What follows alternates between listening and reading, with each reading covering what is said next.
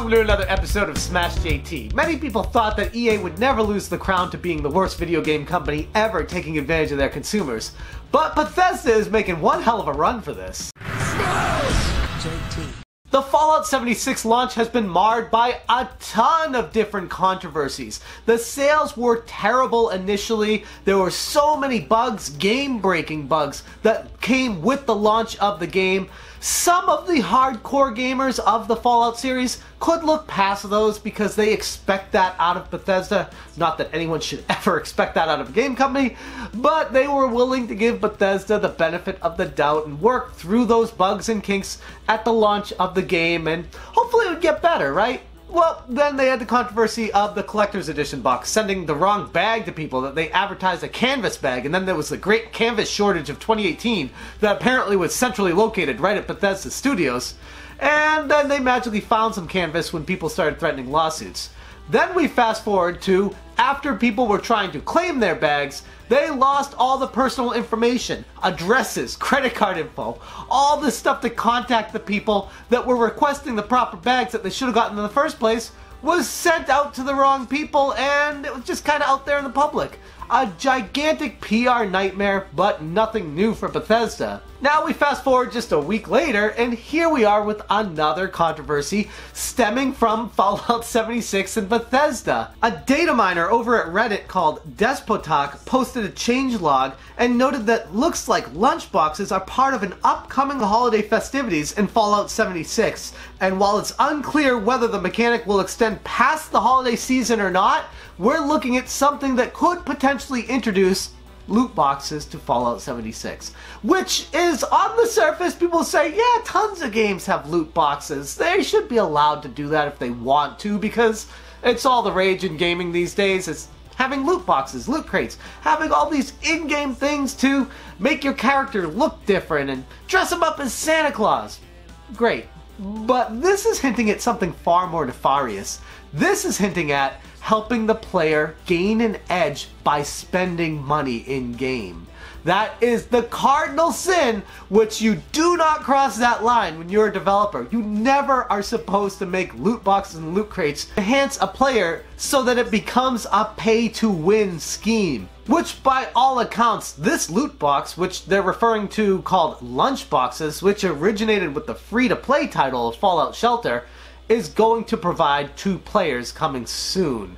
Now, it hasn't officially dropped yet, and Bethesda hasn't said anything regarding this, but everything points to this becoming a pay-to-win game, which kind of references something I was saying previous about what Fallout 76 should have been all along, and that is a free-to-play game. This is not a $60 title. It's, hell, not even a $40 title. I've seen it on sale in stores for $30. I've seen people selling it for $25. I've seen it used for $20. That's still too much money for a game that's absolutely broken, that doesn't give people what it promises, and then is going to be introducing loot crates to it. Regardless of it's pay-to-win or not, the game itself is a money grab. Much of this could have been excused if it was free to play, because you don't expect a perfect experience with free to play games. You understand that it might be pre-beta and that they want to fix all the bugs in it. But the game actually came out. It's a retail release, a full $60 MSRP in America for a game that is completely broken. All of this points to a much larger issue at hand, and that is Bethesda as a publisher, as a video game company.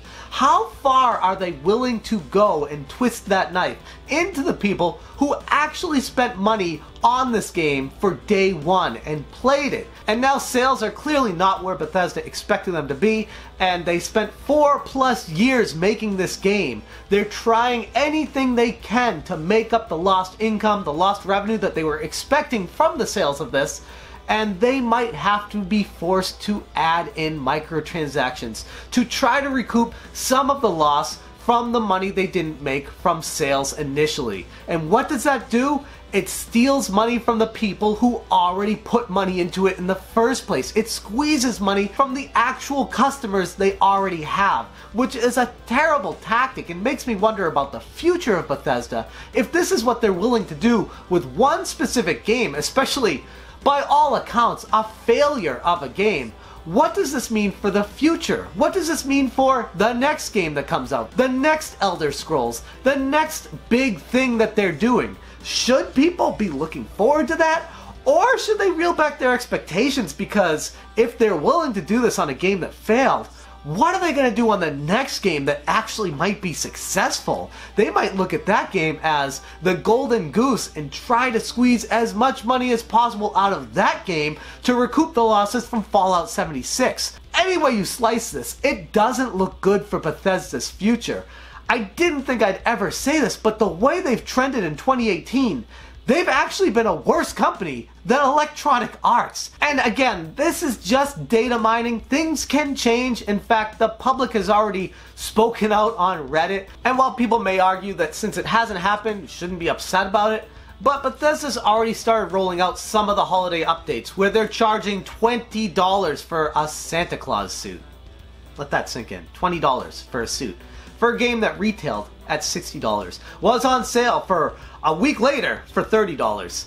They're selling a Santa Claus costume for $20. And no, you're not required to buy it, but it does put things in perspective as far as what Bethesda thought they'd be making out of this game compared to what they actually are. They are so detached from reality that they actually think they'll be selling Santa Claus suits for $20. Anyways, that's where Bethesda is right now with Fallout 76. It's a disgusting situation, and honestly, thinking about it from their perspective, you truly have to be an evil person to even consider implementing what this data miner has found from their logs. It's a scary future for Fallout 76, a scary future for Bethesda, and hopefully not a scary future for the entire video game industry when things go wrong. Todd Howard has been exposed. He is not the genius that we all thought he was. I even was falling into the trap of thinking he might be the next great Steve Jobs of technology. This dude was a god among men when he stood at E3 talking about Bethesda's upcoming games and how magical and whimsical they really are.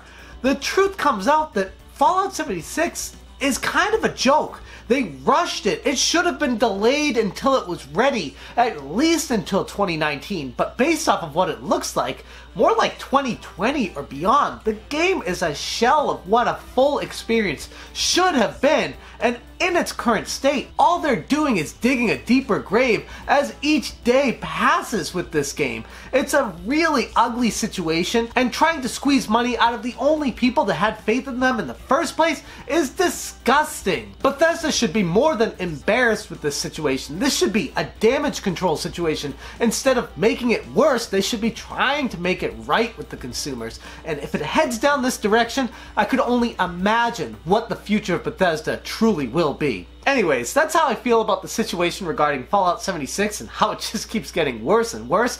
Bethesda seems to not be able to do anything right when it comes to making a decision.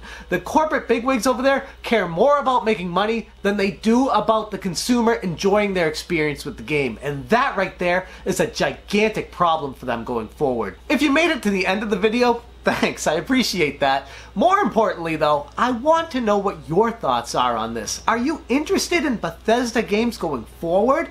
Does this information change your mind on that? Has everything Bethesda's done with Fallout 76 had any impact on how you perceive the games that they're making right now that will be sold in the future? Or do you look at Fallout 76 as an isolated case that has no impact whatsoever on Elder Scrolls or any other games that they're making going forward? Be very interested to hear where you stand on this, because you are the consumer. Just like me, we all participate in buying these games from publishers that we trust. And as of right now, with me and Bethesda, we got a serious love-hate relationship going on.